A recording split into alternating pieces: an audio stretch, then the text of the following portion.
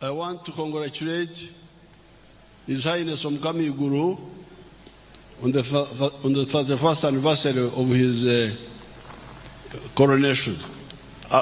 President akwenda kutabarusha Mukama Iguru rukirabasayija Omukama wa Bunyoro abokwike ya myaka 31 kuruga ijangoma ya Bunyoro. I'm however sorry to find that he's sick. I called on him. We should continue to pray for him. Akusasa muno kubasangire omugurusi Omukama waitu na sasa kandi akurumizibwa baita akusaba itwe n'abanyoro n'abana Uganda itwe na tumusabire baita ja kuba na mchekingao ngakwekere na mchekingao. I have already seen him. Maziro kumurora.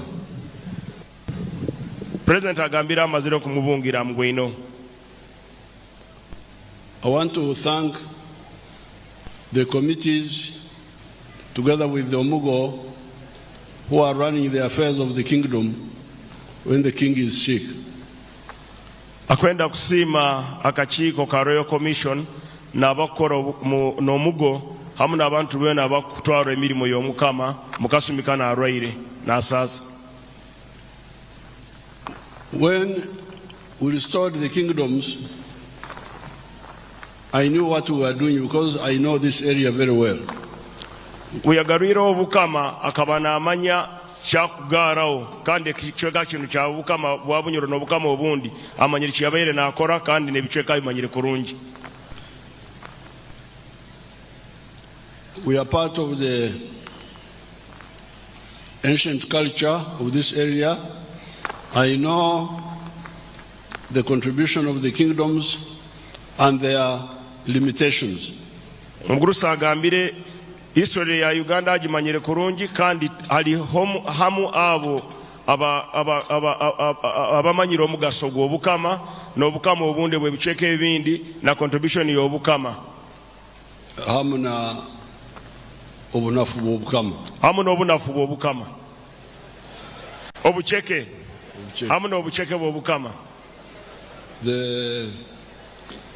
The kingdoms, first of all, we had one kingdom of the Wachwezi, which united all of us for some time.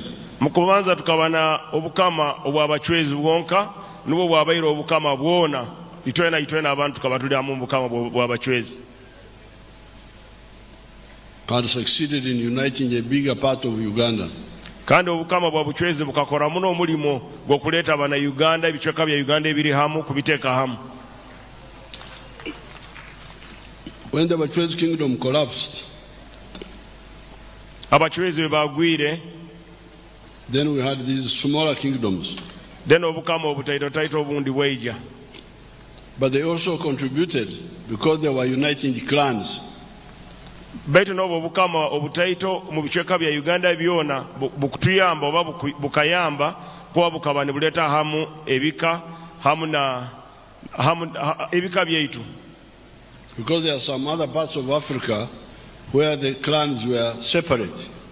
Ntara ebichweka bya Africa ebindi ebika bikaba bitali hamu bitakunitinga. Bitakweteraniza.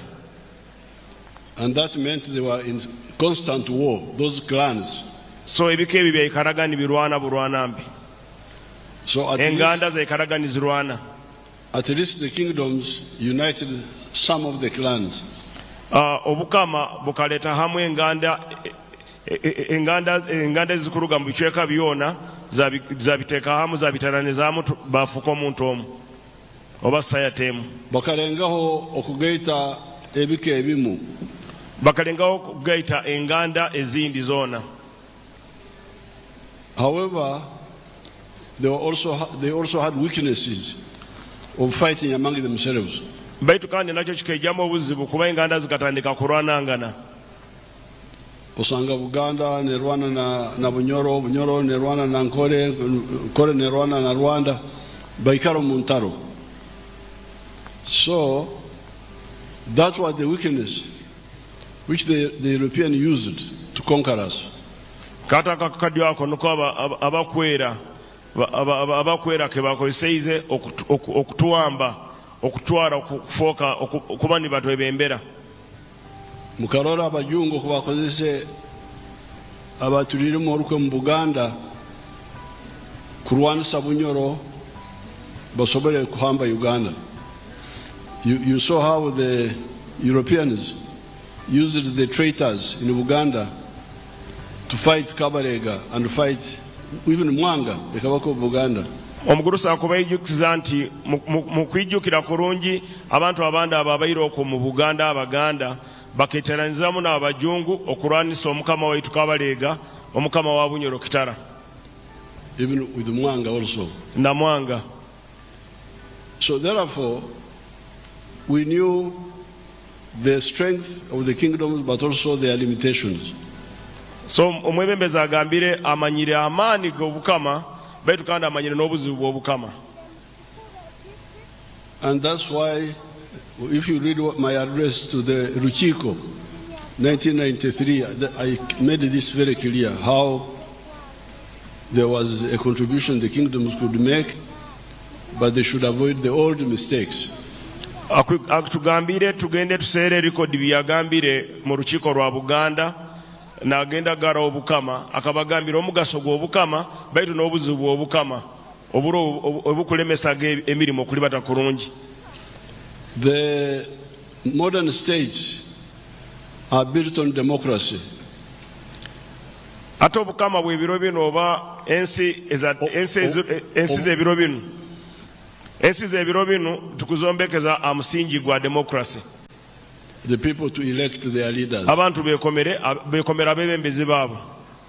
So that's why we said the kingdoms should not mix with the political issues. Nuko kyamurugiraho president kwa advisinga nti obukama tubuyina kutaaha mu bino ebya politics ebyaito ebya democracy ebya Uganda empyaka ebyobulemu obuyaka. Let the people elect their leaders, but the cultural leaders have a role.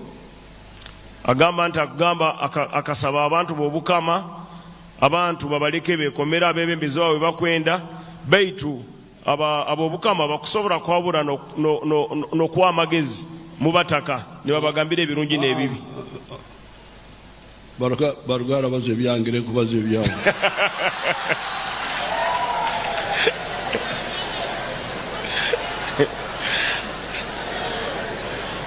Ogo musigaze n'abazi ebye.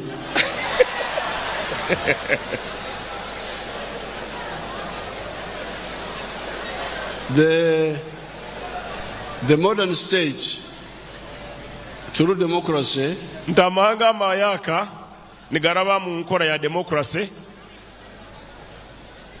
chichuse endema ya hati. Enema ya hati oba enfuga ya hati. Yes. The governance of today, through democracy, the governments are responsible for legislation, administration, and politics. Enema y'ebiro bino gavumenti ekuvunanyizibwa kukora amateeka, okufuga, okwebembera hamu n'okulungamya. And planning for the economy. N'okutegekera amahanga oba ihanga. But there is a gap which the modern states cannot do well. Baita akantu akakuburamu amahanga gaitu oba democracy zaitu zino gavumenti empyaka zitakusobola kukora. Who looks after the indigenous languages? Owakulolera ennimi zaitu. Because the governments are mainly conducting business in English and to some extent in Swahili. Kubati gavumenti zo nkaizaite zane za East Africa tukoesaga Rujungu n'Oluswahili. So we said, no, this area will die if nobody is looking after it specifically. Atu okusala mugamba nti waraleka ennimi zaitu ez'obuwanga zitali omuntu akuzololera oba akuzimanaginga zijja kufa. So the issue of the indigenous languages should really be concentrated on by the kingdoms. So ennimi zaitu byazirekera obukama bube ni buzikora oba ni buzirwaninga. Assisted by the government. Government nebayambawo. Then you have the issue of customs. kanti tulina obuzibu the issue ensonga ya emirwa y'abantu customs. What do you call customs in Runyoro? Embibo y'abantu, emirwa y'abantu, emirwa. The modern state is not very clear on that. Ensi zaitu zino empyaka tizikubimanya kurungi. Even the churches, I'm not sure that they are very clear about it. Na makereziya na makanisa takumanya kurungi oba bimanyire kurungi. Hati wekanisa wekereziya omuzigiti aramanyata ngo musita taswera musita nibakimanya ekyo. Ati mugurusa akaguza ntaba father na ba reverend bakusora kuba batamanyire nti omusita taswera kuswera omusita. I challenged them once. I wanted to know whether they follow it or not. Ntibunda akabakaguzaho nagonza kumanya waba bimanyiro bati babimanyire. Because the strength of the African culture is that our marriages are exogamous marriages as opposed to endogamous marriages. Kuba kimanyire nti obufumbo bwaitwano nti obufumbo bulina kuba buli amani gabantu bekicweka kino nugariga omukutaswera abantu abarahe newe. Tutulina kuswerangana anuga amani gaitwano, tutulina kuswerangana ebekika tusobola kuswerangana bebika byaitu. This is correct biologically and genetically. Ndi kino akakirora wakimanyire nti kiyikire mu bya biology arabire mu bintu bya science. The endogamous marriages will produce weaker people. Nti abantu abakuzaranganamu bakujja kuzaara abantu abatayina amaani. So the question was, do the modern government, because you can walk to the DC and you say, I'm in love with this girl and she's in love with me, we are adults, give us a marriage certificate. Kubagambire enkora yaitu ya modern okusora genda mu district commissioner oba mu kota ali abana bakora byobufumbo n'ogamba omusikono nkumwenda okamuswera. Now who checks that? Ato wararora nti gwakuswera taliwo oluganda lwe. Then other customs also. Then nebebika ebindi nemirwe endi. The relationship within the family, within the clans. Nkitakwenda abantu babe nibeswera mu bika byaitu oba mu ndira zaitu. One reason I supported the restoration of the kingdoms was that one. Who will look after our very strong culture which produced a very strong people who could survive all these problems we had. Niyo ensonga emu yesigira obukama bube niburora abantu bana abakuswerangana nti tibali bekika kimu n'o tusobole kuzaara abaana abagumu oba bazaara abaana abalungi abakusobola kukora abaraguma nibakora. The culture, apart from marriage, also includes food and other things. Nti ebintu byaitu byenganda ebintu byobihangirana ebyemirwa ebyo byobihangirana alimu ebyokulya hamuna and equipment. Alimu ebyokulya n'ebikozesebwa. I am 80 years old, as you know. Ayina emyezi 8 yonka, emyaka 8 yonka. And I'm going to be 81. Ntajja kuyicha emyaka 81 yonka. But if you want to wrestle here, we can sort it out. Baitu omuntu takusobola ati nyeba rugara ati sobola kurwana na mzee yakuntera hansi round them knockout. Kumkwano ngonza kufukana nyondo hano. Ntuwe champion wa kungufuka nda ine miaka 8. And one of the reasons I keep telling people, I don't know, God of course is the one who gives me the strength. Ndakwikana nagambira abantu baitu wakimanyire ruwanga nuya mwaira amani. But also what I eat. baitu n'ebintu byakwikala n'alya. I don't eat bread because I'm not a European. Takulya migaati tali mujungu. I don't eat rice because I'm not an Indian. Takulya muceere kuba bwe tali muyindi. I eat akaro. Ali akaro konka. Enoga. Muhogo. Akulya ne muhogo. Ebitoke. Amategete zaitu. Omuzigo. The milk. Amata. So you wonder, why do people abandon? The other time when there was war in Ukraine, people say, oh, we are going to die of hunger. Die of hunger, why? Muze agamba abantu bakwikala ni mutina nti aroye ntaro mu bichweka nka Ukraine nti tugenda kufa enjala kuba Ukraine yetu wa wheat oba yetu engano nti tukufa engano yachi. So they say, oh, we are going to get wheat from I don't know where.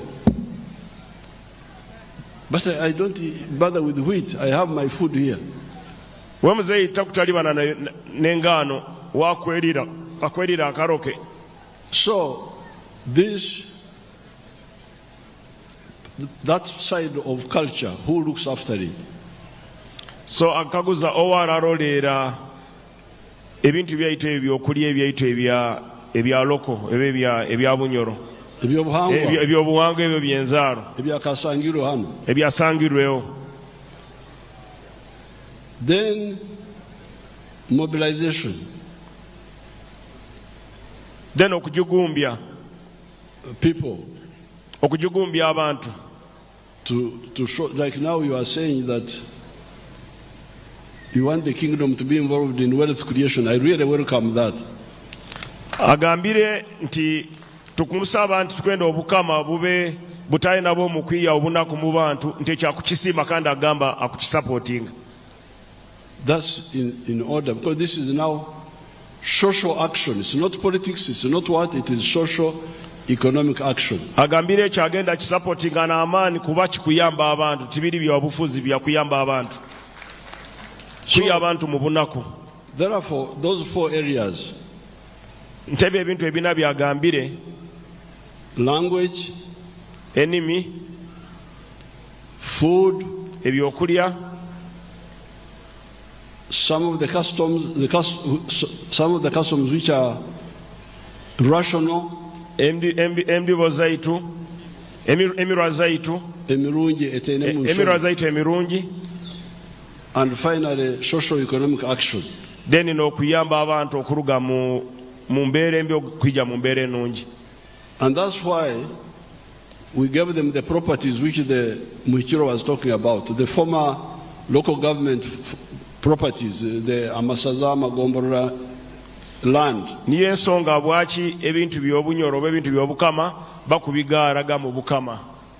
You use this to generate income to do that additional work to whatever the government is doing. Nukwakwenda ebintu ebyo byakutugaluliza nk'amagombora, amasomero n'ebindi tubikozese okuyiya abantu baitu mu bunaku tubyeyambise okulora nti tuyindule ebichweka ebyo tuyiye mu rent. Okuta mu nkola biri ryo olubimbi ryo lwa biri ebina. Of course the government also sends some financial support. Na government nayo kwikala nesindikira obukama sente. But this is not too much yet. Tiziri nyingi. It will improve in the future. Ajja kwija kuzongeraho. So therefore, I'm very happy with the kingdom, the way we have moved. Nabwe kyasemerere muno omulingo obukama gubukulibasamu emirimo. We have never had problem with the kingdom of Bunyoro. Takatugaga obuzibu bwona n'obukama bwa Bunyoro. Kandi takwija kubutunga mzee. There are some other people who try to mix with the politics. They will say, no, go back to your role. Abantu abandi abakwetaaya mu bitaku bakwatawo baitu bakwikala nabagamba mugaruke mu biina kora mu rubimbi lwanyu. So I'm very happy to be here. Asemerere muno okwijana. And I have noted the memorandum of the Mikolo. Kandi n'ebintu by'omubikirwa byabalizo abihandikira abimanyire.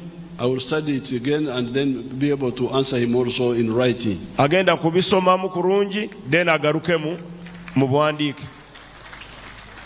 But on this occasion I brought some cows because I knew you had a embaga here.